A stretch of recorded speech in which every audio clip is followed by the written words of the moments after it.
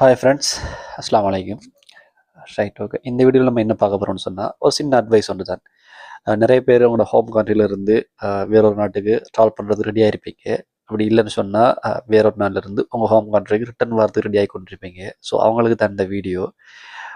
நிறைய பேர் வந்து என்கிட்ட டிக்கெட் புக் பண்ணுறாங்க, டிக்கெட் புக் பண்ணிக்கிறாங்க.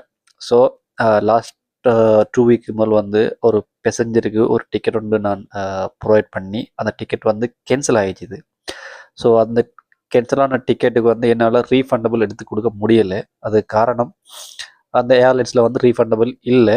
என்ன அதோட வந்து ரீஃபண்டபிளுக்குரிய பேக்கேஜுக்குரிய பேமெண்ட்டுக்குரிய டிக்கெட் நான் வந்து போட்டு கொடுக்கல. ஸோ இதோட தப்பு என்னோட சைட்லேயும் இருக்குது, பேசஞ்சர் சைட்லேயும் இருக்குது.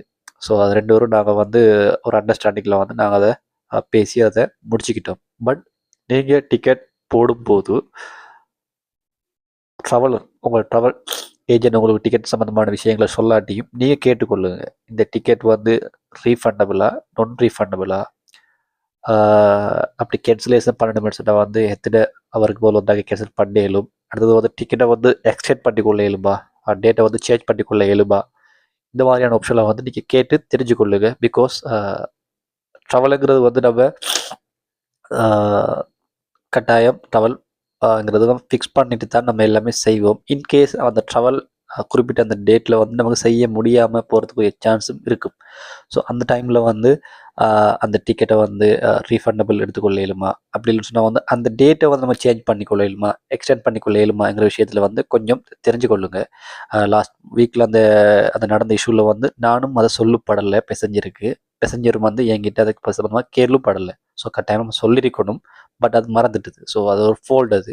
ஸோ சில விஷயங்கள் நம்ம தவறுகள் செய்யும்போது தான் படிப்பினைகள் நமக்கு கிடைக்கும். ஸோ அது எனக்கு ஒரு படிப்பினையாக கிடச்சி இதுக்கு பிறகு, ஸோ அதிலேருந்து நான் அதுக்கு பிறகு டிக்கெட் போடுற பேசஞ்சர்மாருக்கு எல்லாருக்குமே வந்து ரீஃபண்டபிள் சம்மந்தமான விஷயங்கள், எக்ஸ்டெண்ட் சம்மந்தமான விஷயங்கள் தெளிவுபடுத்தினதுக்கு அப்புறம் தான் நான் டிக்கெட்டை வந்து கன்ஃபார்ம் பண்ணுறது.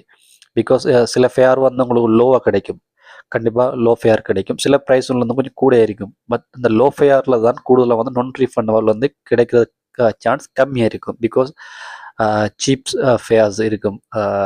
ஸோ அந்த சீப்ஸ் ஃபேரை வந்து நான் ரீஃபண்டபிள் வந்து அலோகேட் பண்ண மாட்டாங்க. ஸோ நான் ரீஃபண்டபிள் வந்து அலோகேட் பண்ணும்போது அதோட ப்ரைஸ் வந்து கொஞ்சம் கூடும். ஸோ சில ட்ராவல் ஏஜென்ட்ஸ் மாறவங்களுக்கு அதை இன்ஃபார்ம் பண்ண மாட்டாங்க. இன்கேஸ் வந்து அதை ப்ரைஸ் கூட சொல்கிறது நாடி வந்து அதை கஸ்டமர் வந்து ரிவ்யூஸ் பண்ணுறதுக்கு சான்ஸை நாடி சொல்ல மாட்டாங்க. ஸோ கண்டிப்பாக நீங்கள் தெரிஞ்சுக்கொள்ளுங்க, நீங்கள் கேட்டு தெரிஞ்சுக்கொள்ளுங்க. ஸோ இந்த மிஸ்டேக்கை நீங்களும் விடக்கூடாது. ஸோ அதுக்காக தான் இந்த வீடியோ. Thank you so much.